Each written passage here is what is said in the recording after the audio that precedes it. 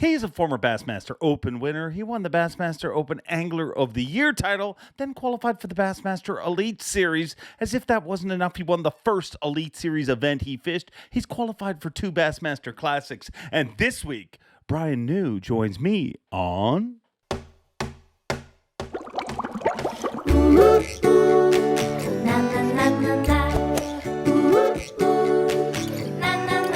I'm Bob Cobb from the Bassmaster. Welcome to Mercer.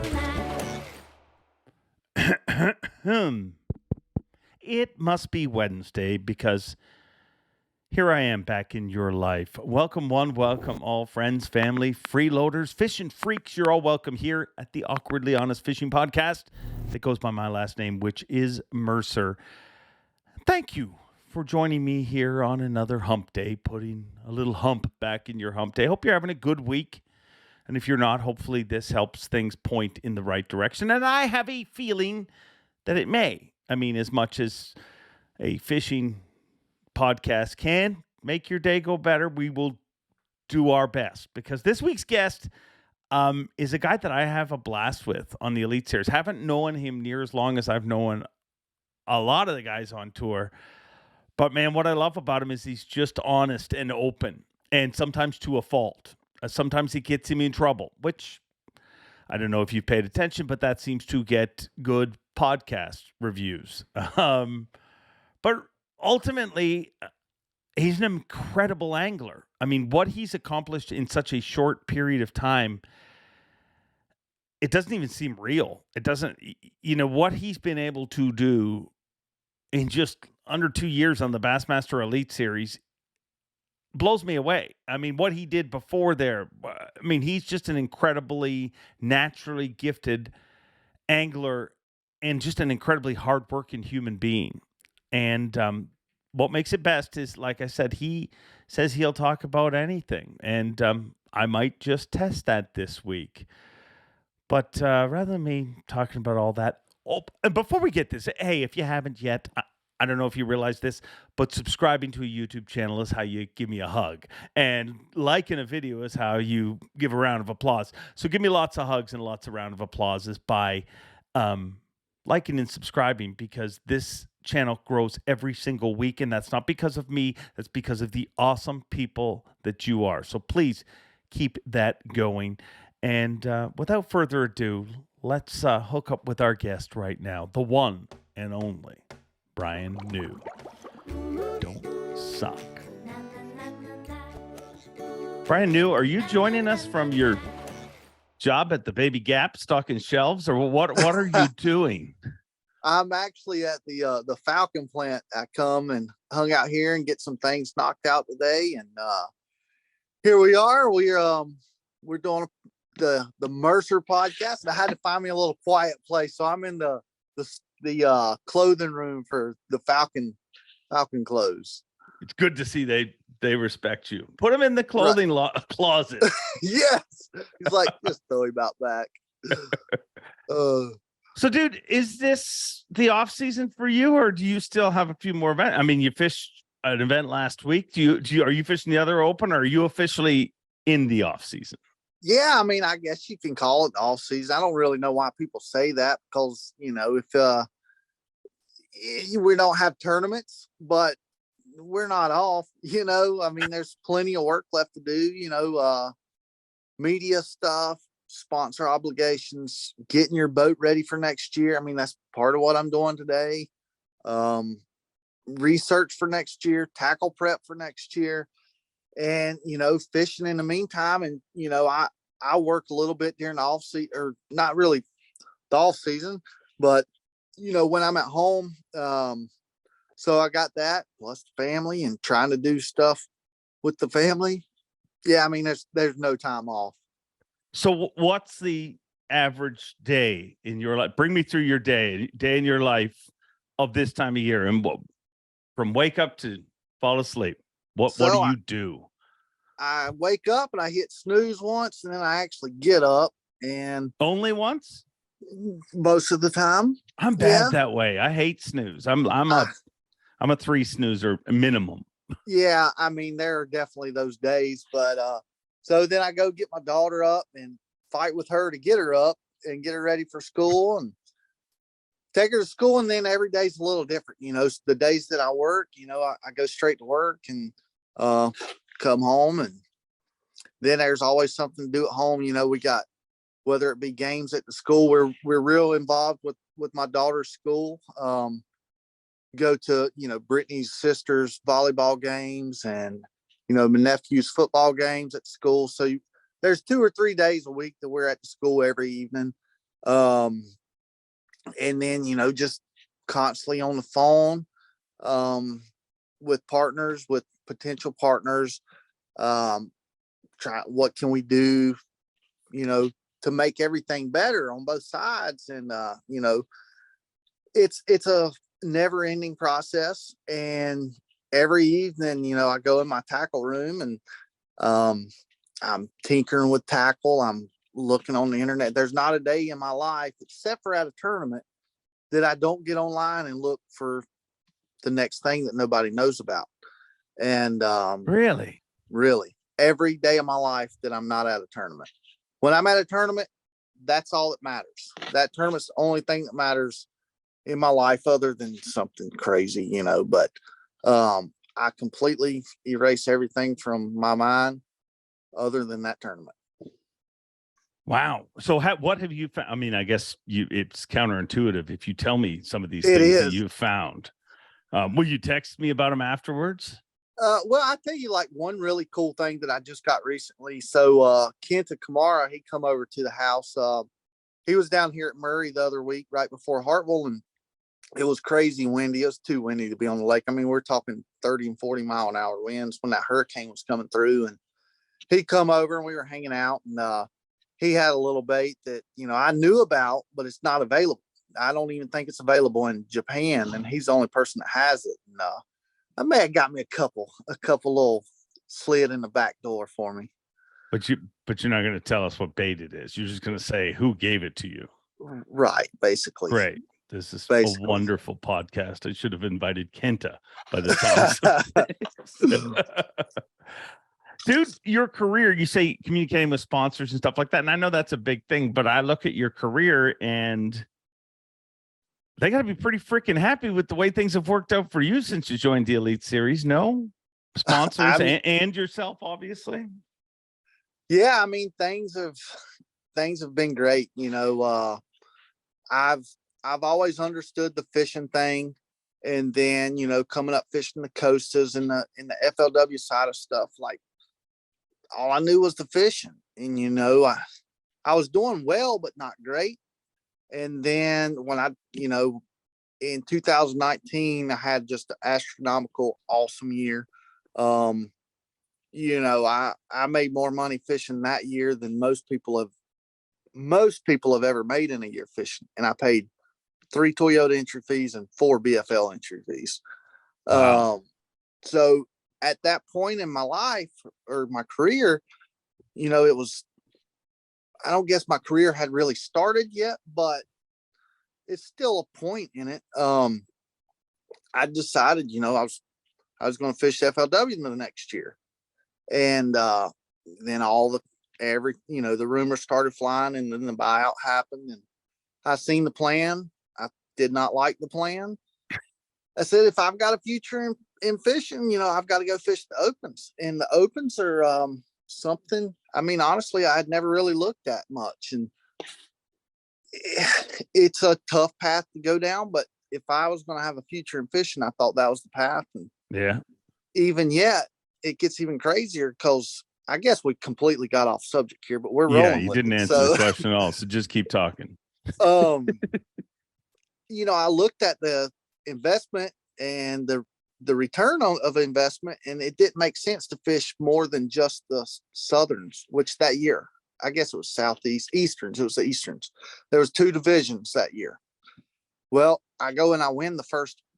At that point, it made sense financially to fish the other division.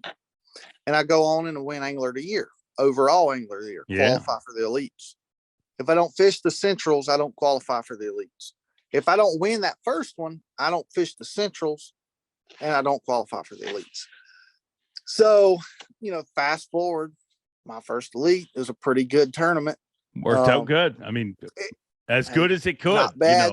I mean, you didn't lead the first 3 days, which was a little weak, but I mean, you came through in the day that mattered and ended up winning your first Elite Series event. Yeah. So, but fast forward, we're only a year and a half past that point in my career, and it's been unbelievable. It really has. I mean, my first year I had 2 really bad finishes and 2 not great finishes. This is my second year. I had 1 not great and 1 really bad. I mean, really bad. It's like it could have only been one place more bad. But other than that, man, it was an unbelievable year. I mean, I won Angler of the Year in the Opens, in the Southern Opens, the Southern Division, not the overall.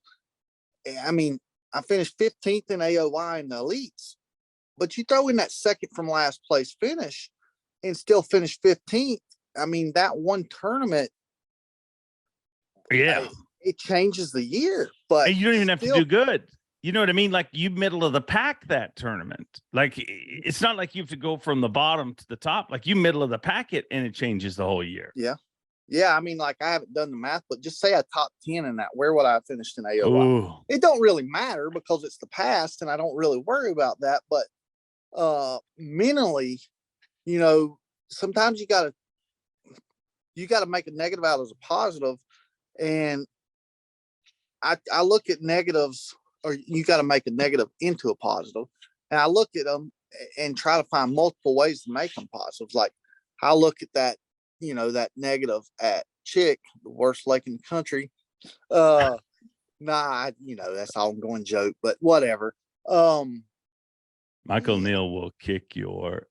Hey, the bigger they are, the harder they fall, baby. Damn. Wow. But no, I mean, I don't know where I was going with that. So, yeah. Do you get off track a lot? Like, do you find that happening to you a lot? It does. It does. How do you to witness it right here? And I witnessed it many. You're all over the place. How do you, in the boat when you're competing, is it much more focused, or are you very much like that all over the place in the boat as well? No, I'm very focused, and it kind of goes back to what I was touching on a minute ago. Like, if it's not this tournament, this second, or I shouldn't even say this tournament, or this second, but this tournament, because you're constantly thinking about the future of this tournament. It doesn't matter. It's not in my head. Like, I erase it. I block everything out. That's all that matters. Like right now with me and you were talking, there's 100 other things going on in my head. So yeah, I'll get sidetracked. But when I'm at an event, man, I don't worry about the next event. I don't worry about the last one. I worry about that one. So does fishing almost silence all that for you? It like does. In the way that, like, if you're driving in your truck, you're everywhere, but once you get on the water, yeah, it's all about what's in front of you, I would imagine. It is. And that, like, I've got a little snappy at Brittany, from time to time. Like, she'll bring something up. It's like, better. Do not bring that up. And, she'll snap back, of course, but, it's all is good. How does she take that? But, better. I mean, she probably loves hearing that. Oh, no, she doesn't. She doesn't. And I don't love hearing the things she has to say afterwards, but no, she understands. It's like, that's how my system works. And my system is our business. And, she's a part of that business. I mean, I think, and a lot of wives, it's not just me, but a lot of wives are a part of our fishing business. And a lot of times they don't get the credit that they deserve, and because they're kind of not on the front row. But I mean, she does a lot, and I snap and she snaps back.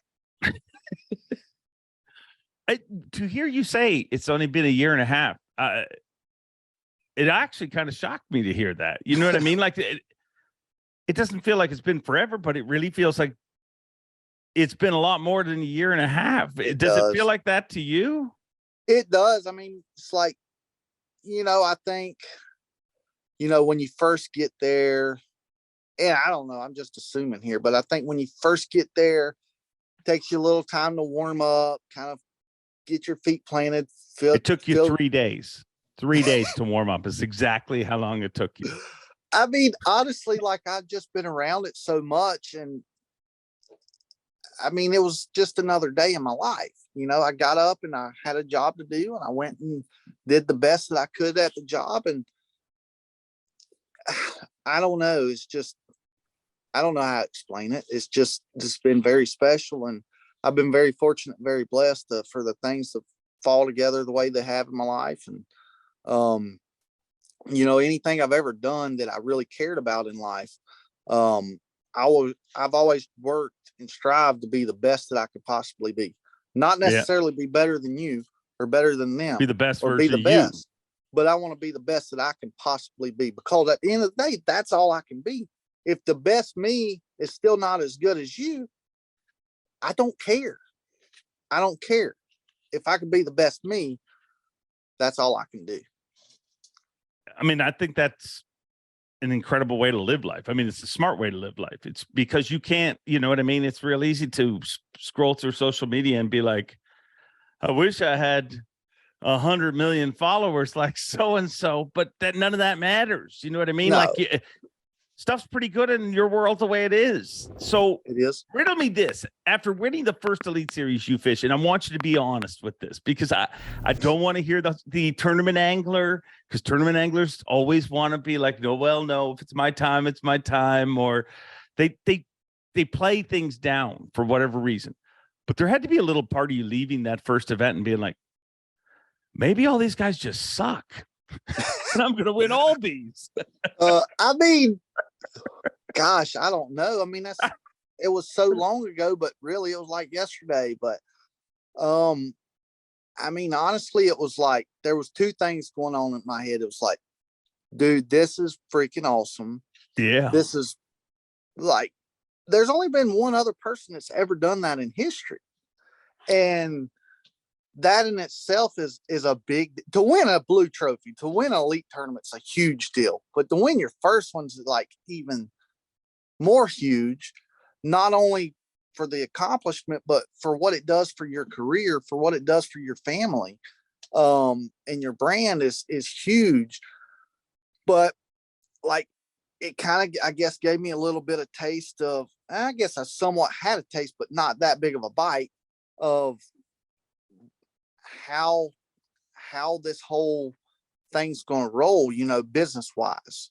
And seeing the opportunities, like it gave me those opportunities, and it taught me how to take those opportunities at a very young age in my career. And but at the same time, you know, I was seeing all of that, but I only had a little over a week to be at the Tennessee River. And you know, I told Brittany, now she was doing a lot of scheduling stuff, interviews and podcasts and all media stuff. And I'll never, ever, ever turn one down, ever. But I said, wow, all of a sudden, I don't feel quite as honored that you took the time. Well, hey, I'm just saying, like, that's part of my job. Yeah. And no, it 100%. Yeah. And, you know, hey, some that week, there wasn't a lot of rest that week. No. But I told her, I said, every day this week, schedule whatever you want. Anytime, you just schedule it and I'll make it happen. But I don't remember what days it was. I think I said Friday, I'll do one. Saturday's nothing. But those were my days to prepare for the next event. And I like to take an entire week to prepare for the next event. Like 100%, that's all that I do that week is prepare for that event. What does that look like? What is preparing for? So, like, do you empty everything out of your boat? Like, what does that look like? When I get home from an event, like I went to the Pittman Creek show right after I drove to it after weigh-in at Hartwell last week. Worked Pittman Creek show Sunday. Monday, I went to Loudon Tellico, got home I don't know, whatever, the night before yesterday, whatever that was. Yesterday, I got up after I took Braylon to school. I come home, empty my boat, empty my truck completely. That's how my stuff stays, because every event you prepare differently. Whenever I'm preparing for an event, the first thing I do is I go through every bit of everything on my boat, make sure everything's right. I make sure, any maintenance on my truck, make sure it's right. I already have a list of things that need to be rigged up, things I want rigged up.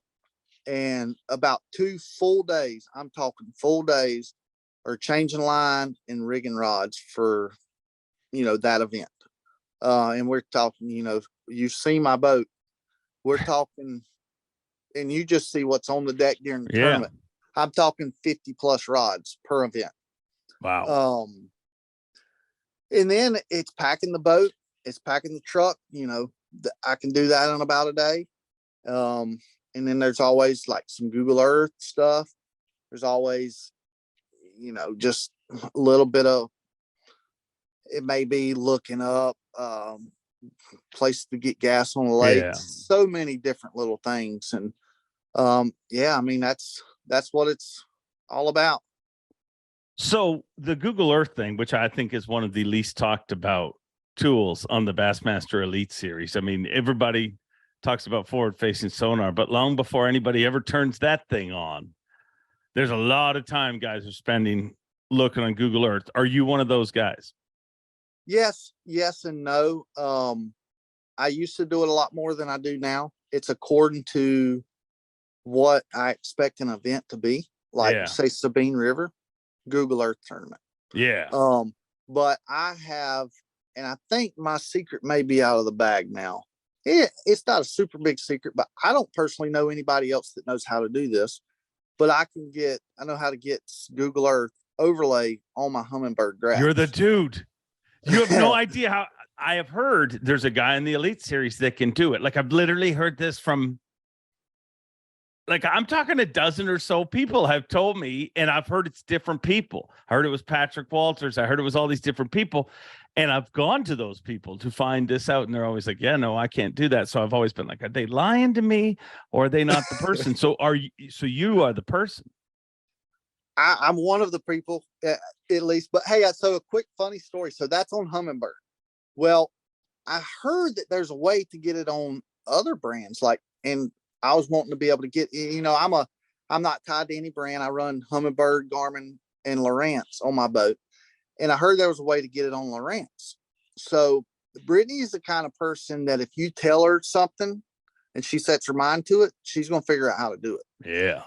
I was like, and I did some Google searches and I found a little bit of info on how to make a Google Earth map on Lowrance. And I sent it to her and let her go. Like 16, it's probably actually the next day, but probably 16 hours of work. I've been in there in my tackle room rigging rods. I'll go in the bedroom and I hear her on the phone. I don't think much. She's got a desk beside her bed and I don't think much about it. And then I started hearing what she was saying. She said, "Be quiet. I'm on the phone with somebody." So our computer had got hacked because of this. And it was a big ordeal. So, we finally got unscammed out of that, but it was, needless to say, I don't have Google Earth on my Lowrance. Did you not have like 7 graphs on your boat at one time this year? Yeah. Yep. Do you realize how hated that must make you on the internet? I don't care. I really don't. That's one thing about me. I'm going to do what I want to do. I don't care what people think of me. I work hard. And when I say I don't care what people think about me, like, I don't want people to think bad about me, but if they do, I know I'm a good person. I may not be the best person, but if you think bad about me, you don't know the real me. And, if you're judging me and saying that, oh, he couldn't catch bass without live scoping all them 7 graphs. Look at my first Elite tournament. I didn't use any of it. I don't think anybody's saying you can't catch them. And I honestly just think that whole debate is a combination of timing, because everybody's got a voice now with the internet. But I also think it's like, it's become a hot button for people. Like there is some bad situations with that graph where it's very boring to watch. That's about the only thing I say I will listen to, because for the most part, it's people that have never used it. They just think it's this magic tool that you put it on and boom, the fish jump in the boat. And trust me, that doesn't happen, at least for me anyway. No, it doesn't. Go to Lake Hartwell right now and let me know what happens. You'll see 12,000 bass follow your bait and not bite it. But so why honestly, 7 graphs? So it kind of goes, typically it's only 6 and sometimes it's less, but you got live scope. We're going to go from the bow. You got live scope, Humminbird, 360 and Lake Master. And then Lowrance, I have 2D down and like whatever they call their mapping as well. Either the Navionics or C-Map. Yeah. At the back, I've got a Lowrance, for side imaging, 2D down mapping. I've got a Helix for side imaging mapping. And then I've got a Helix 10 that's strictly 100% mapping. That's all it is. It's got a power cable going to it. No Ethernet, no nothing. But now the 7th one, that was something I was experimenting with, and I don't know where I'm going to go with, but it was a live scope at the console. So did you have like another rig to? Oh yeah. Yeah. Was this like attached to the boat or handheld? It was attached to the boat, but it was handheld as well. Like I could control it. It was, like the crappy guys that have the pole up front. Like it was a deal similar to that. And Geiger Tech, a Canadian company. Yeah. They actually they made the mount that I used, and it's really awesome mount. I'm not positive where I'm going to go with it next year. It's an excellent idea. But it didn't make me any money this year. It didn't make me lose any either, but it wasn't. And another thing, like one of the arguments everybody has about, going and, all these grasses going and spending money, man, I buy used electronics a lot of times. I don't go and pay full retail. I'm not getting anybody giving them to me either.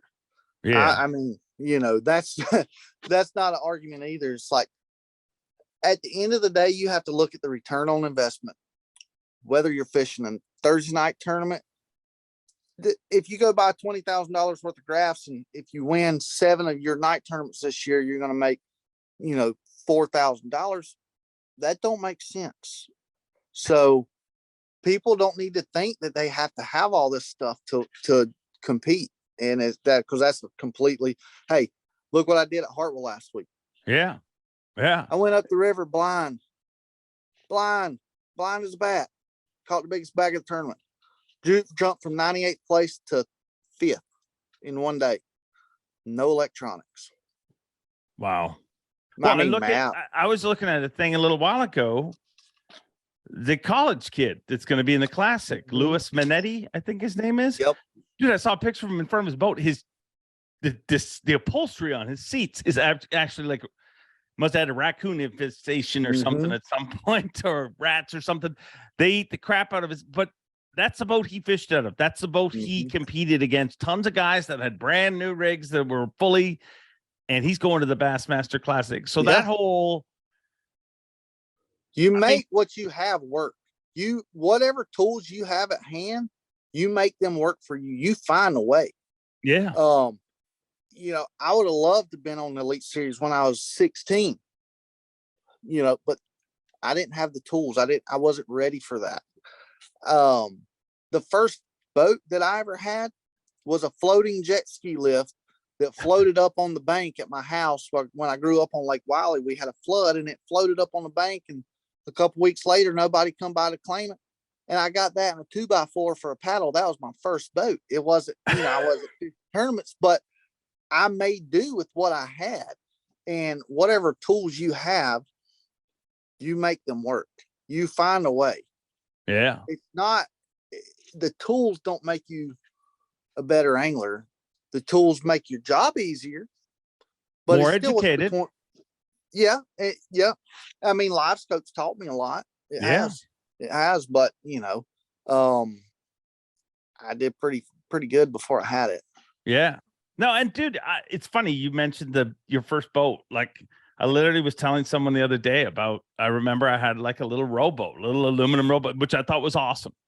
It had no trolling motor, no anything, Yeah, and I would no, literally row you from didn't dock to care. dock and anchor in front of the dock, and I'd fish that dock, and then I'd row along, and it.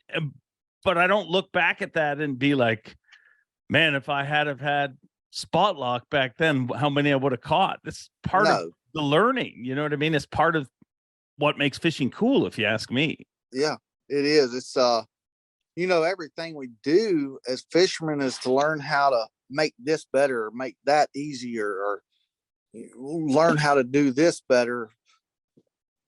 And it's evolution. Yeah. It's forever evolving. And it's went from rods and reels to line to hooks to baits to boats to electronics to batteries to trolling motors Yeah. to power poles. I mean, it's like, And then that's what's not even next? enough. Now you got to have the right connections. You know what I mean? Like your electronic, you think you buy this, and then you're like, well, no, you need it. This different power source or whatever. But that's also what the top level of the sport should be, if you ask me. And I get the analogy that people are like, well, in golf, they're not allowed golf carts, and in golf, they're not allowed certain size of driver and stuff like that. Well, you know what? You can see the freaking golf ball, and it doesn't just keep moving on you. I honestly, it amazes me that guys like yourself, and not just Elite Series guys, top level pro tournament anglers, whether it's MLF, Elite Series, doesn't matter. What you guys are able to accomplish is amazing. To drive across a country to a different part of the country and put yourself on a winning pattern of fish within 2.5 days is unbelievable. And if anybody thinks that's easy, like most people, it takes them 2.5 days on a new body of water just to get used to where the marina is and the boat ramp and all that crap. So I don't think, I just think it's a hot topic. You know what I mean? And I'm sure there wasn't the internet when the first drafts came out, but there was tackle stores, and I'm sure it was full of grumpy old men that were like, this son of a, and hey, if you're a grumpy old man that listens to this show, hey, I didn't mean it about you. It was other grumpy old men I'm talking about. Just keep listening to this show. Give us a thumbs up. Thank you. Don't be a punk and back down. No, I mean, it's, we have to use what tools we have, bottom line, and take the tools away. The same guys are going to be at the top. It's the same ones that were winning and at the top before. It'll be the same if they take them away. It doesn't matter. It really doesn't. And, I don't want to see it taken away because I like using the tools. I mean, I try to make my own tools, and I do.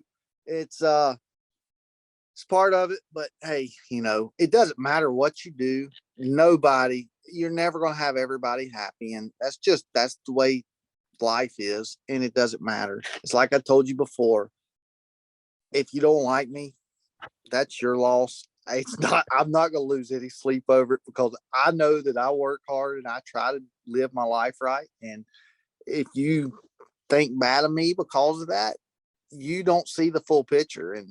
And hey, that's okay. I think it's the right way to be. I mean, too many people spend their life trying to make other people happy. And at some point they realize, wait a second, I'm not happy. And that's why I get along with all of people in this industry, just because I think we all figure, like, I think that's what makes fishing special. You hear people say stuff like, oh, anglers are different, or, they're not like other pro athletes. And I've really thought about that. And you start to think, and you're like, well, maybe we're just saying that because it's us. You know what I mean? It's our group. But it's not that. I honestly think it's because nobody got into this. Like nobody. And there's been many millionaires made from professional bass fishing, but nobody got into it to be a millionaire. You know what I mean? No. In every other sport, like if you can throw a ball good, by the time you're 14 years old, there is some agent, some coach, somebody that is trying to turn it into a business. And whether it's a parent or whatever, fishing's allowed to say pure and natural. And that's why, I think that there really is good people. I think that that's why I get along with those people, because we're people who decided, hey man, I just want to follow a dream. I just want to chase something that is hard. It's not easy Yeah. to qualify for the Elite Series. It's not easy to make it on the Elite Series, but it shouldn't be, or it wouldn't be the Elite Series. Yeah. I mean, you don't, the top of anything's not easy. No. It doesn't matter what it is. You work your ass off to get there, and you fail a lot. But are you really failing? No. It's failure is only failure if you let it become failure. A setback is only preparing you for things that are going to happen to you in the future. You learn from them. I mean, that's what it is. If you let it beat you down and you look at it as a failure, you're not going to make it to the top. You're not. You will fail. But if you learn from it and figure out how to go around it the next time it comes, figure out how to deal with it or make it better or see where you did wrong, that's how you get to the top. It's good words right there. And it's the truth. I mean, you either win or learn. I mean, I've heard. And that's not just fishing. That's life. It's true. It's totally true. And some of the things that you think are the most heartbreaking. My job at Bass is an absolute dream for me to have. Not many people know. And I think I've told you this story, but dude, I applied for that job 5 years before and didn't get it, and never pointed fingers and blamed Bass and did whatever. I wasn't the person they were looking for at that time. And in retrospect, thank God I didn't. When I look back, I'm like, I was immature when I started this job. I would have been really immature if I got it 5 years sooner, and probably still wouldn't have the job today. So timing is everything. And hey, I mean, some guys just win the first event they fish. Do you think some anglers maybe hated you a little bit? Like, how do you not hate the guy who fished one event and wins if you've never won one? I'm sure there was some people that were, I don't want to say jealous, but maybe envious, because, hey, I, nothing against anybody, but when Jay won this year, I was like, God dang it. I wanted to be the only rookie that win a first one in his first year for a while. Yeah. And, hey, like I said, congratulations. He's a heck of a fisherman, a heck of a guy. And, but yeah, I mean, I promise you, especially it being my first event, period, there were some guys that didn't like it, whether they're admitted or not. I know one in particular. I'm not going to call his name, but I promise you, he wasn't happy that I won. Really? Well, yeah, you're really. not going to call his name, so I'm not going to go into it, because then it'll just be like, let us know in the comments who you think he's talking about. Put a guess out. Know who I'm talking about. That's all that matters. Another relatively quick accomplishment you had is leading the Bassmaster Classic. You led the Bassmaster Classic this past year on day one. What is that like? Because you hear people talk about leading tournaments and they're like, oh, it's just a tournament, but everybody afterwards, you talk to them and they're like, it turns out it's not just a tournament. It's everything. Man, like, I'm probably going to disappoint you a little bit, but it's just another tournament, but pretty freaking awesome to say that I was leading the Bassmaster Classic. I didn't win it. Not yet. Not yet. I haven't. I hope I get another opportunity. I'm going to have an opportunity next year. Don't know that it's going to be a great one, but it'll be an opportunity. Why don't you think it'll be a great one? Fishing wise? Yeah, I mean, I don't know, but heck, those are who thought that me thinking in my own head, I never would have thought I'd go to St. John's and win there, but I did. Yeah. I didn't think I would go to Kissimmee and win, but I did. I dang sure didn't think I'd go to Hartwell and jump 93 places in one day, but I did.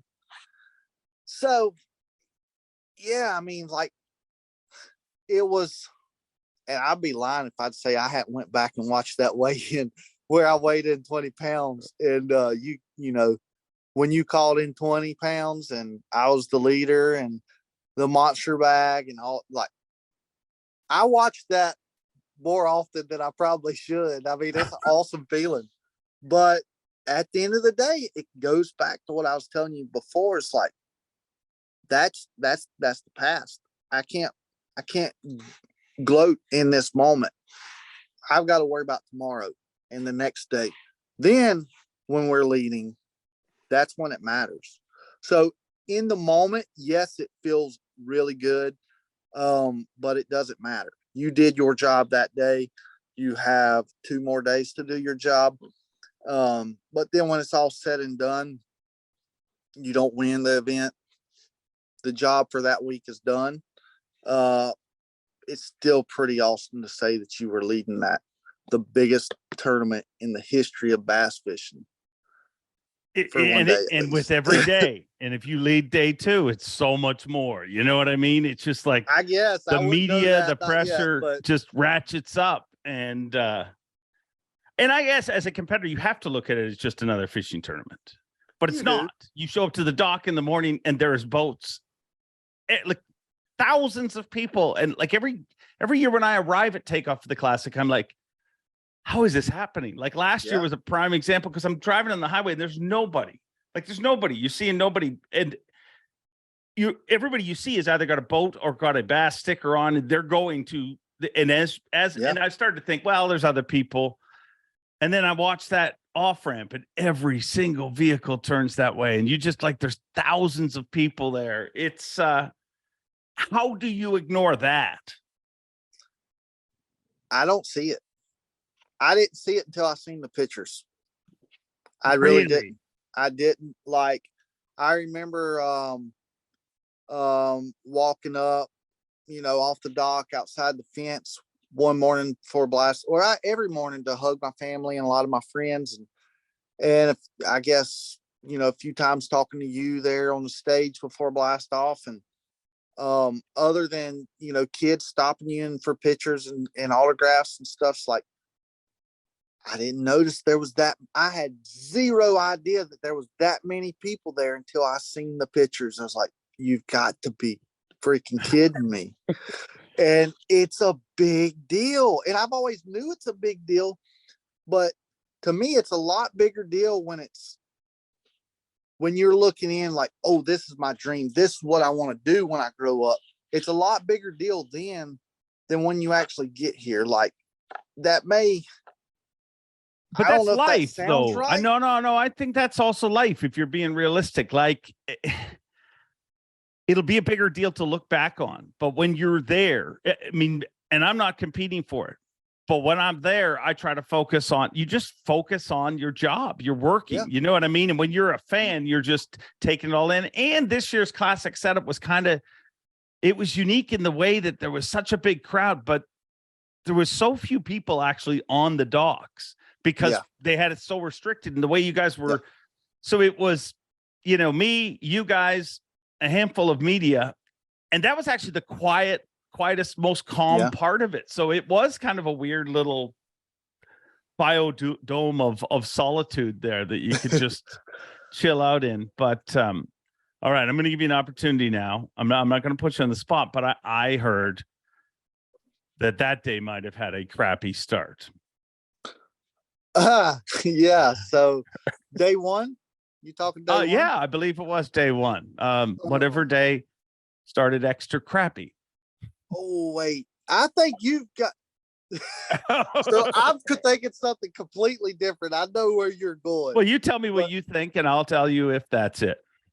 So what you think actually happened was actually at Santee. But the crappy start was I was running down the lake on blast off day 1, and a bunch of seagulls flew up out of nowhere. And whenever I stopped and put my trolling motor down, there was a seagull in my trolling motor bracket. That's where I thought you were going. But that was a crappy day for the seagull. So my information is wrong. I got the right information, just the wrong tournament. Yes. And those tournaments were close enough that they could have got mixed up. So, I mean, hey, when I wake up every morning for a tournament, I wake up, I brush my teeth, I put my clothes on, I go unhook my batteries, I get on the road. I'm the first one to the ramp, put my rods in my boat. You always are. I always keep my tournament rods in my truck, my on deck rods in my truck. Put those in the boat, put the boat in the water, park the truck. And then hey, it's the morning time, bud.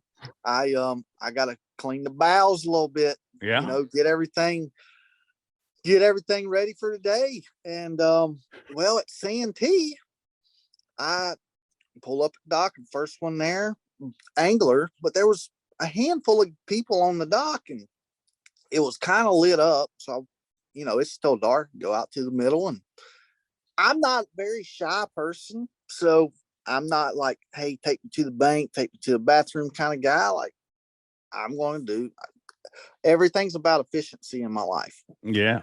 So, but now back up. It is dark still. So yeah. No, I got you. The middle, and Falcon's got an awesome platform on the back of the boat. Just squat and do your thing. And they say it's actually healthier to go to the bathroom like that. I guess, I don't know. Levitated, because it all just.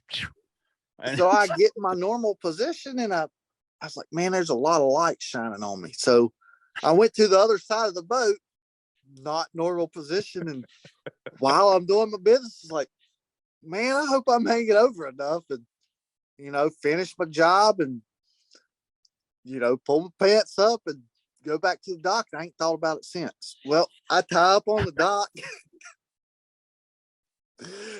And then, Brittany gets there, the whole family's there, all the crowd's there hanging out. I've got everything ready, and I walked to the back deck to cut on my GoPro, and I just happened to look down and said, oh no. I said, babe, I think you missed a spot cleaning my boat. Oh my God.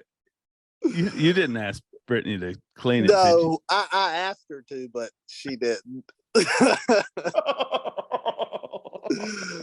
Oh yeah. So you literally defecated on the deck of your boat. Was it on the fiberglass? Not on the carpet. It was on the side. It was on the side. It wasn't in the carpet or anything. Well, at least you're a gentleman. It was not ungross, but it wasn't like, you just, all you had to do is, take a paper towel and wipe it off, and you're good to go. I mean, I probably wouldn't like sit my sandwich down there and later or anything, but I wonder if anyone saw it before you never did. Said anything. What's that? I want to know how many people seen it that never said anything. That's exactly what I was just saying. I wonder how many people you drove past and they're like, well, that Bryan New's a little different. Oh, he is definitely different. Like, there's no hiding that. And I'm not ashamed. Well, dude, you're a man, though. I will tell you this. You know how many people tell me, like, I get this little nugget of dirt? I mean, that's the only reason anyone listens to this podcast, because we get these little nuggets, literally, maybe not so little nuggets. And so it wasn't a little nugget. So many people will back out. Like, you could have said, you owned it. So I appreciate that. And all our podcast viewers appreciate that. Why do you think you're different? You said you're very different. Why do you think you're different? What makes you different than the average Elite Series pro? I mean, I don't know. I'm a different person. Like, I say what I'm thinking most of the times. Well, I shouldn't say most, but a lot of times I know I shouldn't say it. I mean, I do try to clean things up here and there, I still say what I'm thinking. I may just not use the exact words that I'm thinking. But I mean, hey, going back, if you don't like me for who I am, if I am not who I am and you like me, that's fake. But if I'm who I am and you like me, that's real. That's genuine.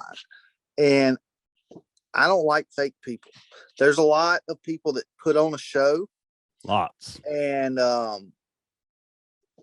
hey, I'll put on a show, but it's going to be a real one. Yeah. And dude, that's got to be exhausting to be different than you really are. Your life is a lie. Your life is a lie.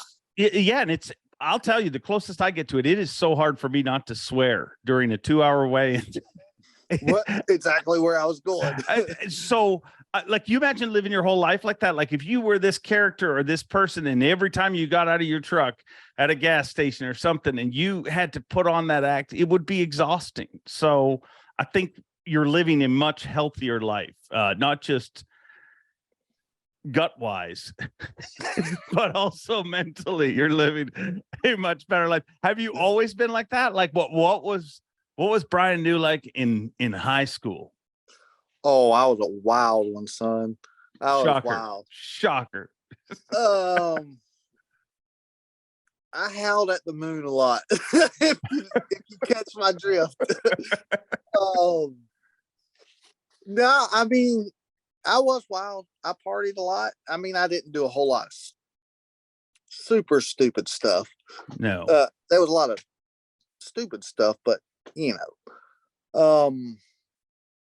but there was a point. I mean, kind of going back to being somewhat fake. It wasn't really that I was fake. There was a point that I tried to be, maybe I should say politically correct, but cleaner, a lot cleaner than I am. For fishing? Or are we talking high school? Like, is that? No, we're talking like the last 10 years. Yeah. I was definitely, I would be myself, but not completely. And then I finally realized, just like, I'm really not a bad guy. If I could just clean the words up, that's all I need to do. And I can be myself. And hey, it's I'm happy. Yeah. And it's not a fake show, No, dude, real. I think that's aging though too. Like, I think as you grow older and you start to I think everybody starts a little fake. Honestly, like, I think everybody, when they, especially something like this, something, where you're in the public eye for something that you've watched other people do. You know what I mean? You initially want to be what you saw growing up, which probably isn't you. And then as you get confidence, you get to be more you. You know what I mean?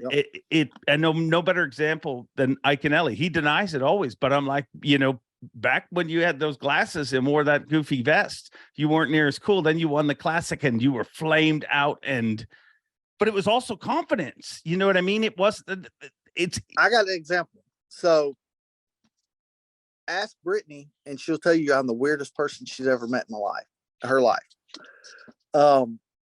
So when we first started dating, like,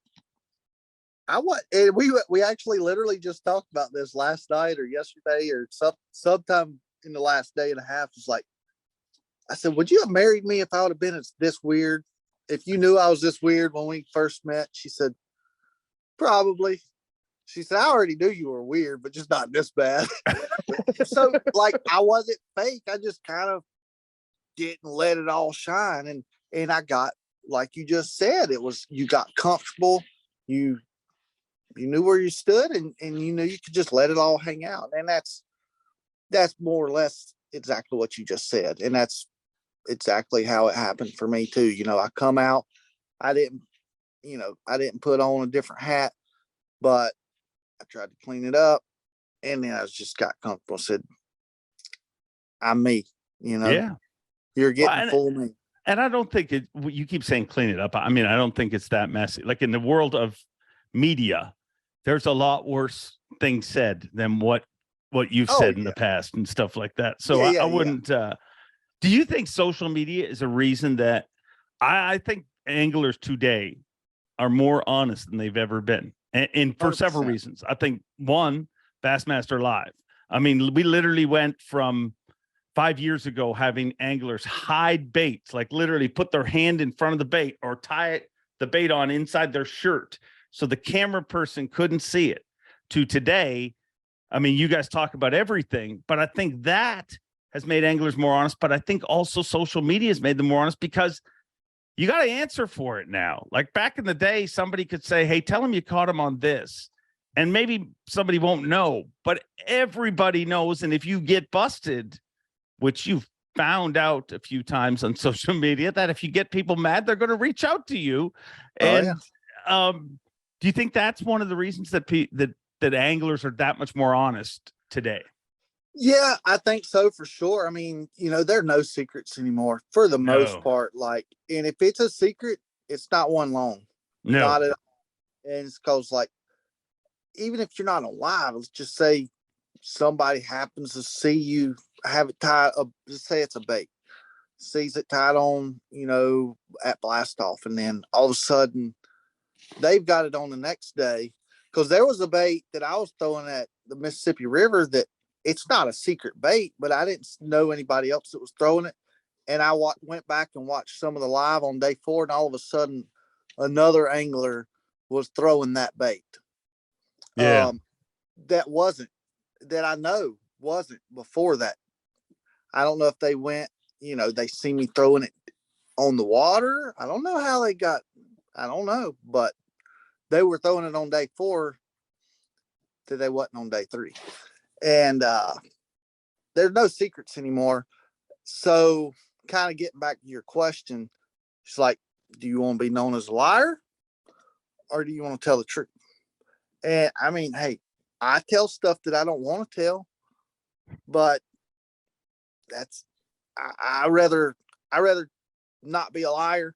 Yeah. I rather have credibility, Yeah. and whenever I talk to, a potential partner, I tell it's like, look, if I catch them on a Berkeley worm instead of a Zoom worm, I'm not saying I caught them on a Zoom worm. Yeah. I might not say I caught them on a Berkeley worm, but I'm not saying I caught them on a Zoom worm. And like, I'm not gonna lie. Whatever you get from it is gonna be the truth. Yeah. I may leave something out. I mean, I guess you could say that's a lie, but No, I mean, it's your job too. That's the weird thing about being a pro angler. Like, fishing is inherently, that secret is always something everybody searches for. You know what I mean? Yeah. Like you said, you spend so much time looking for that. And whether it's a secret or not, you believing it is a secret almost helps you, I think, in many ways. You know what I mean? Just having that advantage. So I just think it's weird. It's the same with shooting shows. You know what I mean? Like, there's lakes that I used to be able to go to and always catch them. And now through years of doing shows there, and I look at it as I sold that secret. You know what I mean? By putting it on TV. And that's how I look at tournaments too. I mean, you can go to one spot and catch them forever and have a hidden technique. Just don't fish tournaments or host a TV show. You can do anything else, be a pro golfer, do whatever you want. It gets out there. It's weird. In the past, when we had Bass Cam, and that was the only video that anybody'd ever see, it was so funny because we would have anglers that would be like, hey, do not tell anyone what I'm throwing. Just don't even don't publish that video or anything. So I'd shoot videos of people and just show like their heads, like not even. Yeah. And meanwhile, you're throwing a white swim jig. I mean, half the field's got a white swim jig tied on. Super sneaky bait, bud. So, what's your goal in this sport? Where like the ultimate, the realistic goal is to make a living and provide for my family. I don't want to say, I guess the ultimate goal would be to win every single tournament. I mean, that's never going to happen, but that's the goal. Like, I definitely want to win a classic. Yeah. I definitely want to win Angler of the Year. To me, Angler of the Year is a lot bigger accomplishment than winning the classic. I've not taken anything away from the classic, but anybody can get lucky and win a tournament. And when I say lucky, yet again, I'm not taking away from any classic winner, but it's a lot easier to win mathematically, yes, a tournament than it is to catch them 9 weeks out of a year, 9 tournaments out of a year. Not a bad day in nine different tournaments. That's a huge accomplishment. I mean, I'd be lying if I said the trophies don't matter, because they do. But, and see, that's where I'm a little different than a lot of people is the accomplishments, what you actually achieved is not just that winning. It's being able to provide for your family, doing something that you love. And not only that, it's being able to, your family being a part of something that is so big. And in the real world, maybe it's not that big, but in your world, it is big. Yeah. And it's, I said it before, it's not just me. It is my team, my family.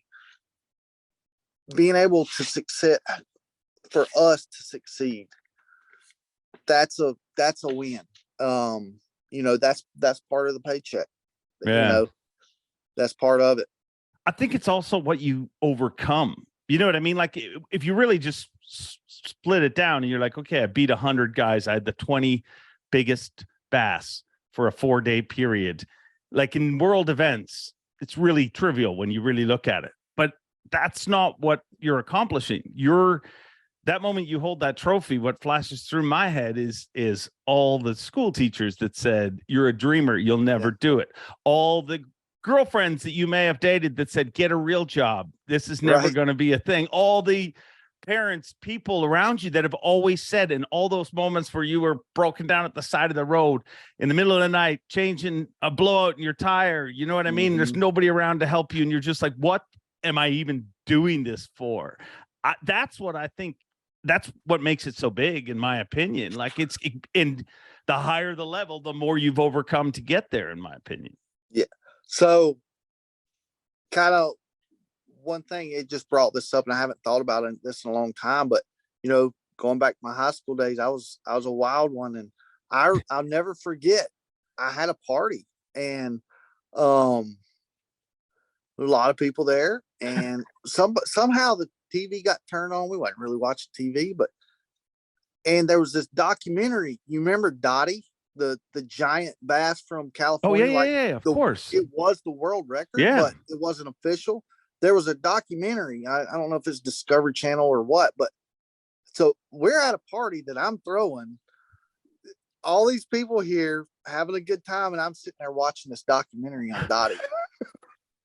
Yeah, like that's totally sober. I became that way. I wasn't at the beginning, but yes, by the end, yes.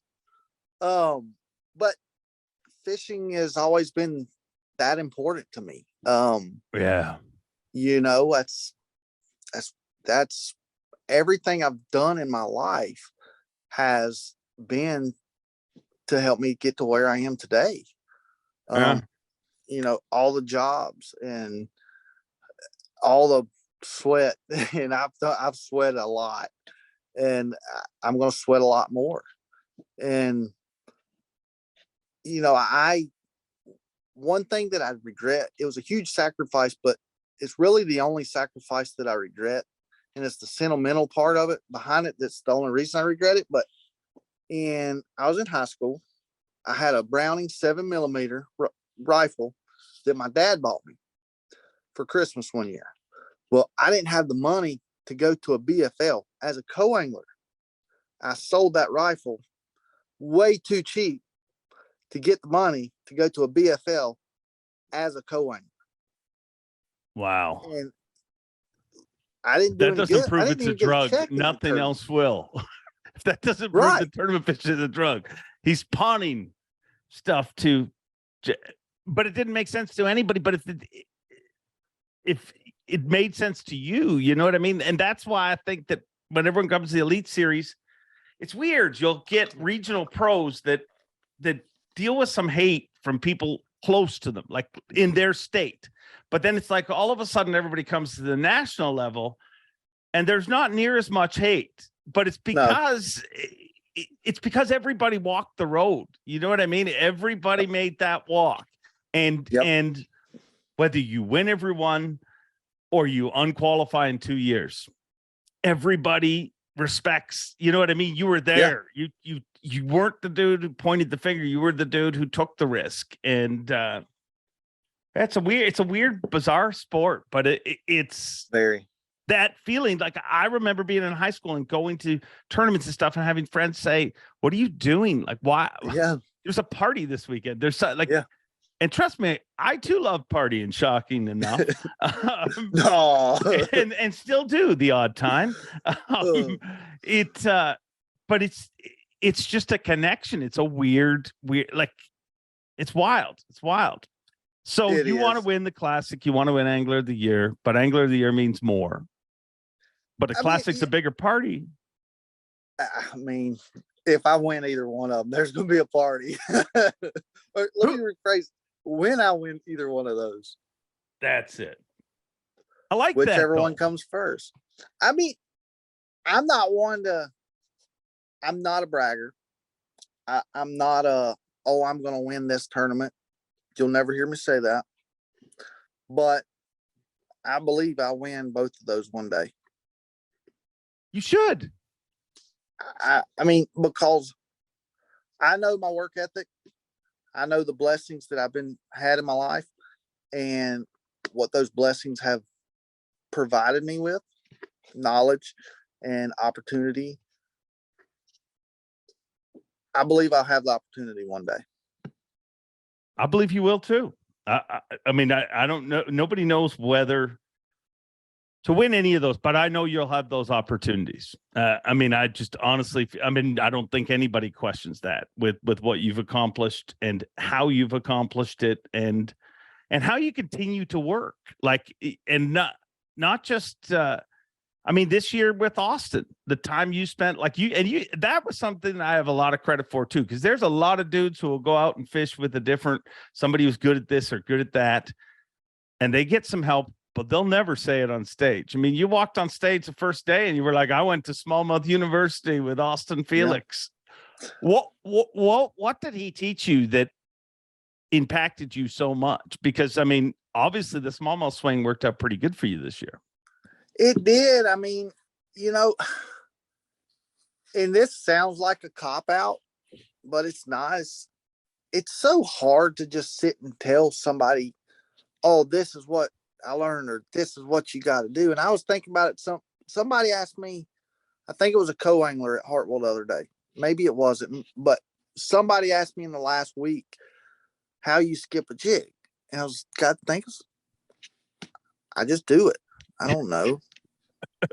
I don't know how to tell you how to do it. I just do it. And so to answer your question, I don't know what he taught me. He just did. Yeah.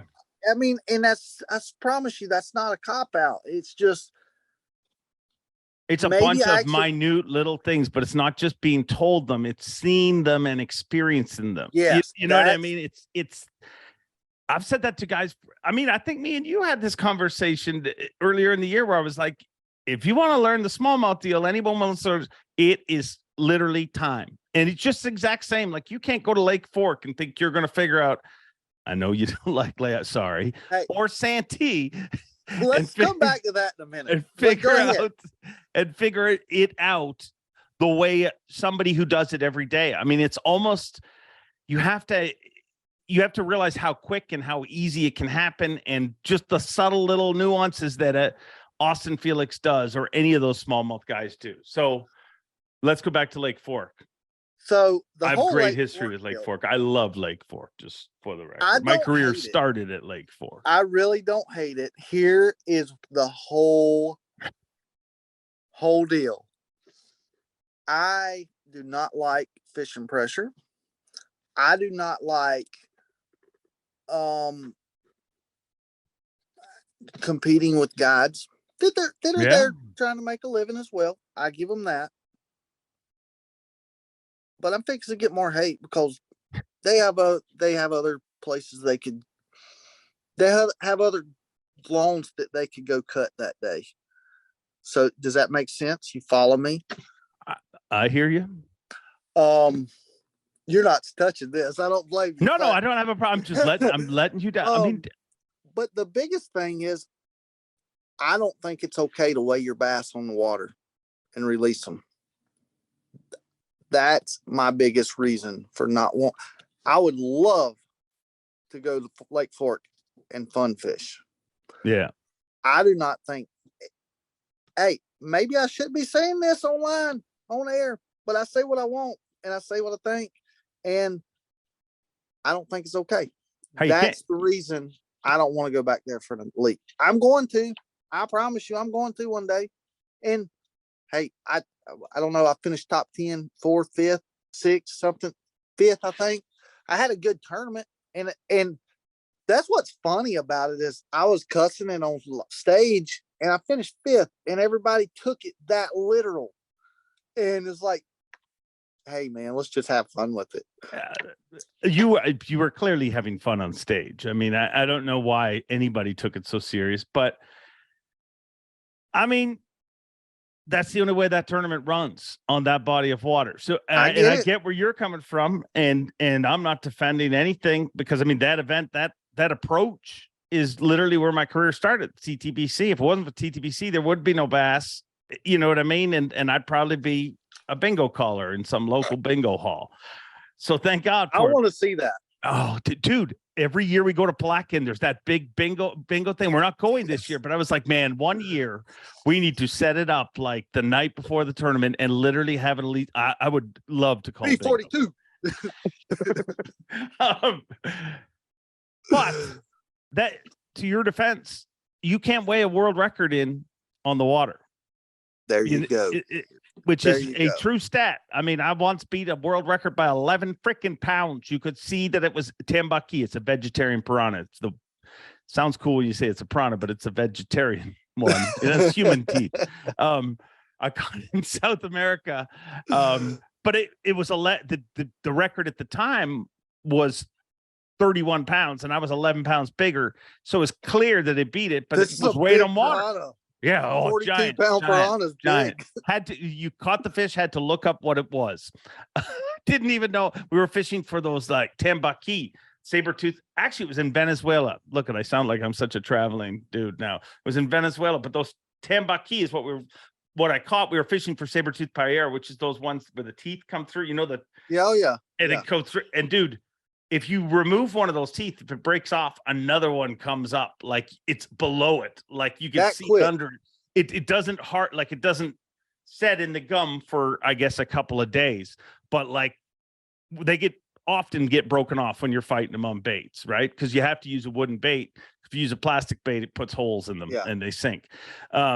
So often you'll bring one in and the tooth is off, but you see the other one coming up already. It's right there. It's like a switchblade. I didn't know you were such an exotic person. Oh, I used to be before Bass, dude. I went all sorts of places. I went, and then I started working for Bass, and now I just shoot shows at home. I don't go anywhere. So boring. But just because you travel so much. Oh, it's not so bad. It'll suck here in a month or so, but the next month's going to be really good. But well, you're just going to have to come down to Lake Murray and we'll go striper fishing. I think we might be able to get a pass for you to go. If not, we'll go to Watery. No, I'd like to go. I'd like to do that. I did some striper fishing on the Connecticut River years and years ago, but I haven't done a lot of it. And it shocks me when we go to all the bass lakes and everybody's looks down on stripers. Like I'm like, they freaking pull. I catch carp. I don't care. Like if it pulls, I want to catch it. Cause I'm bass fishing, but it's for striper. I mean, I'm using the same stuff. They pull hard. They're so I'm almost ashamed to say this, but something has happened, and I know exactly what happened. Fishing sucks nowadays. For the most part, fishing is not that fun because it's so bad. There's so much pressure. There's so much technology. The average fisherman today is as good as the best fisherman 20, 30 years ago. And it's hard to catch them. It's so rare to just go fishing and just catch a lot of fish, a lot of nice fish. And so I somewhat got burnt out on it. Still eat slap up on bass fish or tournament fishing. And just can't wait to go to the next tournament, even if it's at the Sabine River and I know it's going to suck, but eat up with it. But just going fun fishing, man, I was burnt out. And after we got back, or actually before that last little run up north, I moved to Lake Murray last fall, which is a herring lake, and I'm fishing here more. And it's really I've done the herring fishing a little in the past, but learning that a little bit before we went up north, or more about it, and it's Lake Murray is so good. When we come to Murray next year, there's going to be some eyes open, buddy. And there's going to be a lot of people coming to Lake Murray. And this place is good. But I got it back. I did. I got it. I love it again. I love just going fishing again. And like I said, I'm ashamed to admit that if it wasn't tournament fishing, I wasn't eat up with it. But striper fishing, that's where my striper fishing come in, because it's so much fun. Yeah. And you can take your friends that don't fish a lot, that can't cast good, that just don't know anything about fishing, and have a blast with them. Take kids. It's so much fun. And they're delicious. It's weird, but it's like almost like you have to fish for a different species to experience that. Because anything that you do bass, and it's the same whether you host a show or fish the Elite Series. I mean, if I go out and catch them and I'm not shooting, I'm like, this was a waste. What an idiot. Why did I ruin this? Like, I should have had a camera here today. And I'm sure it's the same with you guys. You're just like, you know what I mean? You just spend so much time with it. But yeah. I think it's really healthy to get to do. I don't understand the dudes that don't. Like, there's people who will say, if there was no tournaments, I wouldn't fish. And I'm like, I don't understand that at all. I definitely don't understand that. I really don't. I mean, I get the competitive drug of it. Yeah, I've got that. And I'm an addict. I mean, I've got it. But man, I love fishing too. And I like catching them. I do. Catching them's fun. There's one thing that hey, it's always more fun to catch them than to not. Yeah. So just put that feather in your cap. Remember don't that. Suck, right? Never. Is that what you're saying? Don't suck. Never, ever, ever suck. When we first started this interview, and I saw your backdrop, I was like, oh my gosh, he is selling tons of Don't Suck t-shirts, right? And he is in the factory right now. But you are selling Don't Suck t-shirts, correct? Yeah. I don't know. We did. I don't know. I think that was like a limited deal. It was a limited deal, and I don't know. I kind of don't think it should be limited. It should be an ongoing thing. Yeah, you don't ever want to suck. Everybody wants to not suck, so everybody needs a t-shirt. So I don't know. That's something that's new. That's a new thing, and I don't know a lot about it. We're learning, and there's different paths to take with that, and we're going to figure out the right one. All right. What kind of music do you listen to? Almost anything. Like, I'll go from Kid Rock to Up Church to Led Zeppelin, the Christian, to all over the place. All over. I'm the same. I'm everywhere except for like real death metal, like the. So I can actually get into a little bit of that. Yeah, like a beat, but it makes me angry. Well, I mean, hey, sometimes you need to be angry. You got to let it out. Brock Mosley told me that Tyler Rivette listens to that crap the whole way from Louisiana. He's like, you're driving up north and you see him on the highway and you'll go up. He's just like, no. I'd just be like, I'd be so pissed. I would cut off so many people. I need happiness. I don't even like watching scary movies, dude. I like to surround myself with happiness. Right. I don't need to bring negativity into my life. What's your favorite movie of all time? Talladega Nights. That is so fitting. That is so fitting. Wow, that's a good one. That's a good one. What do you think of schedule next year? I love it. I mean, I think the Sabine is a dump hole. Ronnie likes to give me a hard time about calling places a dump hole, but it's okay. Because it is. It literally is. There's a lot of. Does Ronnie really give you a hard time about that stuff? I think so, but I don't care. It's okay. But it is. Everybody. He spends a lot of time texting people. Here's the thing about it, though. It's a bass tournament. Somebody's going to win it. Yeah, and there's going to be a giant crowd, and it's good. Listen, Orange, Texas, and I've been there a bunch of times, and I say this, some of the kindest people on earth. Like literally, I was sick there once, and what they did with the hospital, like to help me out and everything, it's just amazing. The amount of people, they're just some great people. But I literally go through it myself. Like I'll see Orange on the thing after we haven't been in a few years, and I'll be like, going to Orange again? And then I'll get kind of down about it. Then I'll get there and I'll just see the crowds and all the people. And you start talking to the local businesses and how important it is that that's there. And then I'm like, we should be coming here every time. But I get it as an angler. You're in Texas. There's a lot of big fish in Texas. You have a problem with Texas. Is your problem with Texas? No, with the whole it's state? not. It's not at all. I've always loved Texas. I have. And it's weird because up until last year, Texas was always good to me. I mean, from the Opens to the co-angler days, and just I love Texas. Had a lot of good finishes there. And then last year it was like we had 3 events in Texas and all of them sucked. But and then this year we turned it around. So hopefully we'll continue to catch them in Texas.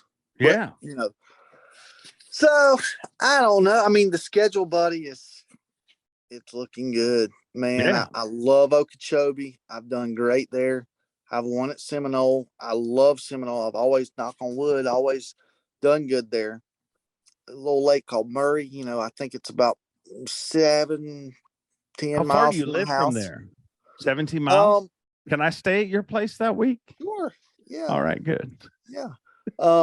Santee, right down the street. Lee lives his daddy. No, Santee, phenomenal lake. I mean, for real, it's an awesome lake. And then Lay Lake, I'm looking forward to that. Only been there once, and that was the Open in 2020 in the fall. It was actually almost basically winter. I think it was in December, the first week or so of December. I think we're going to catch them there. Maybe not giant weights, but decent weights and catch a lot of fish. Then that dump hole in Orange, whatever. Still going to be a winner. And hey, I can call it a dump hole, but I don't want to say I'm looking forward to going there. I hope you win it. I do too. If you don't win that one, you don't win them all, right? Paulnick, that's Paulnick's plan too. That every year he's like, I want to win every tournament. So and Paulnick are the only ones gunning for that. So, well, I hope he finishes second on all of them. Well, dude, after it's a tradition after the first tournament, if he doesn't win, which he usually doesn't because it's usually in Florida, I start laughing. I'm like, you'll never accomplish your goal. It's just but then he wins Angler of the Year, and it all seems to work out okay for him. So, but yeah, I mean, after that place, what's that? Oh, then we got St. Clair. Never been there, but smallmouth. I'm looking forward to it. I went to university this year. We talked about that earlier. Yeah. Champlain. Yeah, buddy. St. Lawrence. Yeah, buddy. So looking like a good year. It's going to be good. And the thing about schedules too, dude, is I've learned year after year how many times you look at last year's schedule, like not this past year, but the previous year. That schedule, Gunnersville, was supposed to be one of the most exciting tournaments, and it ended up being kind of a blah tournament. I mean, it was good for one dude. Caleb Kufal walked away with it. Like there was no drama. There was no, and then you take Neely Henry. When the schedule came out, I remember some people saying that one's not going to be that great. It was one of the most compelling tournaments of the entire year, just because. You don't want to know why though? Why? The flood. Yeah, but that's why. Yeah, that practice sucked. That practice sucked. But worse for me, I had COVID. That flood made that place unbelievable. It did. Yeah. And it forces the fish to obvious structure. And man, that was fun. That was a lot of fun. Yeah. But see, that's what I'm saying. Like, we don't know what. There's times we're supposed to hit somewhere so good. You look what happened on Lake Ontario this year. I mean, it's a great time of year and everything, but literally anytime's a great time of year if you get 4 days that lay like that. But pre-fish was the exact opposite. Pre-fish was hardly anyone got to, fish the lake during pre-fish. But anyways, I digress. So when I stay at your house, what kind of meals are we going to have? Well, we're going to have Saluda rice because we're going to be in Saluda, and we have that everywhere. And we go, anyways, that's one night. Don't know if I've had Saluda rice. What? Everybody in Saluda just says it's brown rice, but I've ate a lot of rice all over the country. And until I met Brittany, I've never ate rice like this, but everybody in Saluda makes rice like this. Wow. And I named it Saluda rice. Saluda rice. Okay. We'll have some Saluda rice and Taco Tuesdays. Always got to have Taco Tuesday on the tournament. Always a chicken Alfredo night. And then it's kind of thrown up in the air after that. I like it. It's going good though. Are you a superstitious guy? Like you say, you always have to have that in tournament night. Is there other things like that? I mean, I'm not superstitious. I don't want to say I'm not at all, but I don't like to feel like I am. But if you really think about it, I guess I am. Brittany's very superstitious. Really? Yes. How superstitious? Tell me how crazy she is.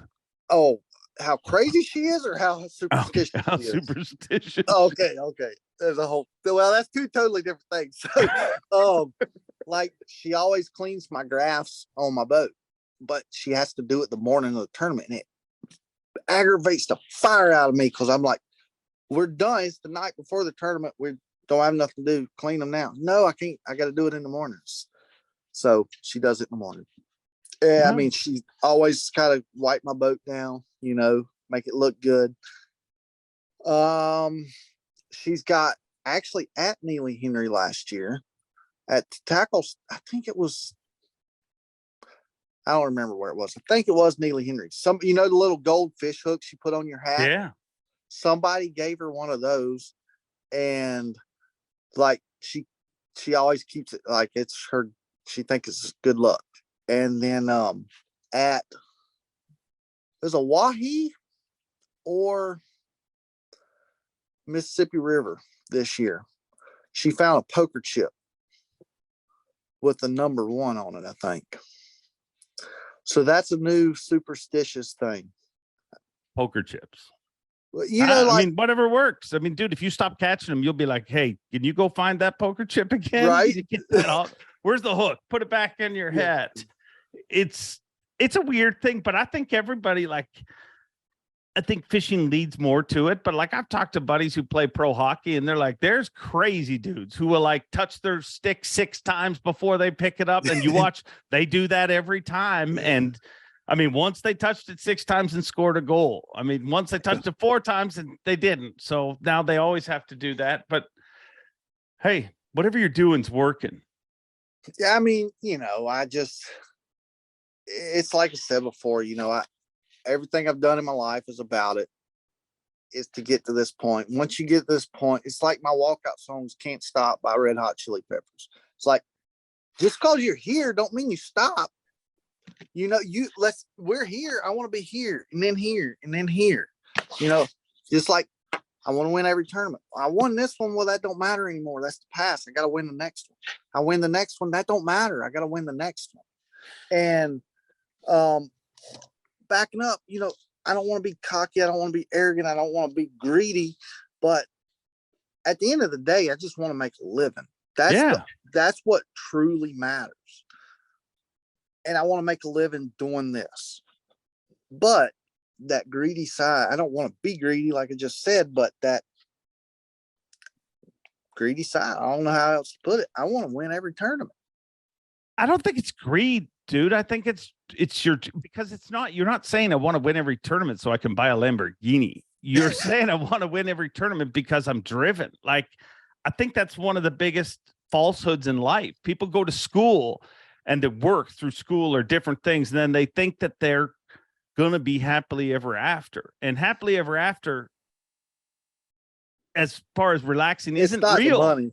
But it's not. Happily ever after is not the money. The money helps things. The money makes things easier. But like, if you just give me $100 million and nothing else, what do I have?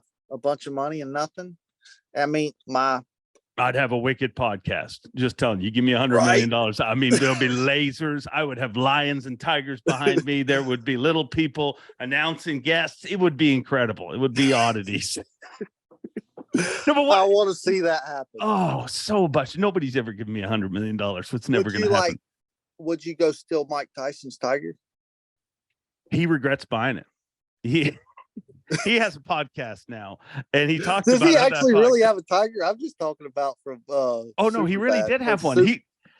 He said he was like when Mike Tyson was like he was at the height of his career. He was also at the height of his drug addiction, and he's like, you got so many people, and everybody's around you, and they're like, I couldn't imagine like those people that go through that. It's almost a bit of a hell because everyone around you is just yes men, and none of it's right, none of it's good, like none of it is careful, like it's just like.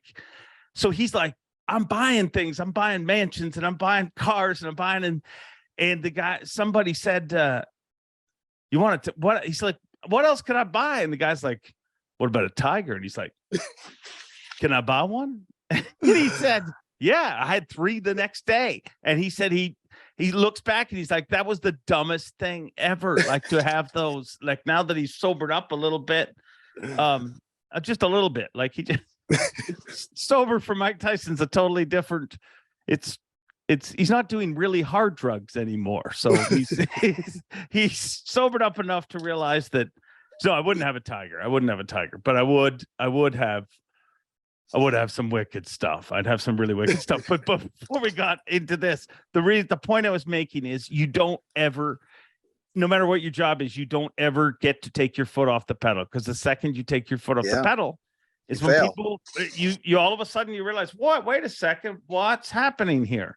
You know, it's like anything stupid, like a podcast. I mean, you just stop doing it for a little while. All of a sudden it regresses. It's just like that with fishing. You think you got here with skill and ability, but you better stay on top of that because you worked hard, years to get here. It can go away in seconds. But I do not think it's going away, because what I was saying is you work hard. I do. And I mean, it's anything I do in life. I mean, if it's pissing my wife off, I work hard at it. I meant to ask you at the very beginning when you were talking about your other job. What is your other job? What are you doing now? So since I used to work for some friends at Soseby Pavement Marking. We painted parking lots and roads. Yeah. So when we moved to Saluda last fall, where Brittany's originally from, I went to work for her uncle at JRA Exterminating. We do pest control and moisture management under houses. So yeah, I kill bugs. What's the nastiest critters you've ever dealt with? I do not like snakes. Oh, I don't like, and I don't really mind them if I know where they're at. But like twice in the last month or so, we've had to go get a snake out of somebody's house. Whoa. I was there, but I did no removal. Oh. So I was not involved in removal. Could you imagine waking up and a snake crawling on you? Dude, I was born in Ireland. There would be holes everywhere, and you better hope you're not in the next room, because you might be dead. I was born in Ireland, a country known famous for a man driving the snakes out. That's what St. Patrick's famous thing is, other than green beer. And then I live in a country that literally has garter snakes. We have like hardly any poisonous snakes. I hate snakes. We were in Florida once, and I'll tell you this story, and then we better stop this podcast because people have got to go to the bathroom, and you know all about that. So I was in Florida once. We're in Disney, and we rented this house right near Disney so the kids could go to Disney and do all this stuff. So it was like a brand new house in one of those new subdivisions. And my wife's in the shower, and I'm laying in bed, and she's in the shower, and she's like, I'm going to tell you this true story. So she yells, "There's a snake in here." And I said, "No, baby, it's over here." My man. Said, no. There's a snake. There's a snake in the shower. And so it's got those sliding doors, you know, that's like one's a mirror and one's. So the snake obviously had been in that track. And as she was showering, the heat, whatever, it decided to come out. Well, she's in there, and this freaking snake has got his head. And I'm like, well, I can't save you. You're going to have to run through the. I mean, if you're in a ring of fire, just run through it. I no sense me running to run back. So, oh God. And what made it worse is the night before, we just got to this rental place and they had like the renter's book, and we read through it and they said, there's 28 poisonous snakes around here. Do not touch any snake or whatever. And dude, this one looked like every one of them. When I saw it, I'm like, right. It's an anaconda. It's a snake. It turned out it was a rat snake. I mean, we left it and went to Disney and called the rental company and said, hey, there's a snake. They came back. They said it was a rat snake, which of course that's what they would say. It was non-poisonous, even if it was a freaking anaconda. But yeah, that's my scariest snake story that I got. And my wife's probably pissed that I told it. Oh, hey, you were. Which makes the story better, right? It's in here, baby. Oh well, man, it's you never know what's going to happen. You never do. But I'll tell you one thing. Your goal is to not suck. And I said yesterday, don't suck in this podcast. And you did not suck. You've been a great guest, dude. And all I got to say is come back on here and tell some of your crappy stories again. Maybe we'll have another one. Who knows? You never know with me. But, you know, if anybody's still watching this crazy thing and you didn't take anything away, take this away. Whatever you do in life, work your ass off and don't suck. Don't suck. He never does. The one and only Bryan New. Thank you. There is one, just one, Bryan New. And man, thank God for him. I mean, he was honest right down to every crappy detail. And I use the word crappy with our all ages audience in mind. Speaking of our audience, do me a favor. In the comments down below, let me know where you are watching from, because it amazes me how this continues to grow every single week. It's incredible what you guys have done, but I want to know where you're from. So all you need to do is just put where you're from, where you live, where you reside. Let me know that. And hey, give it a thumbs up and all that stuff. And we'll see you next time with another incredible guest. Speaking of incredible guests, he is the voice of bass. Take it away, Bob Cobb. Thanks for watching. Please like, comment, and subscribe, because Bob Cobb of the Bassmasters told you to. You hear?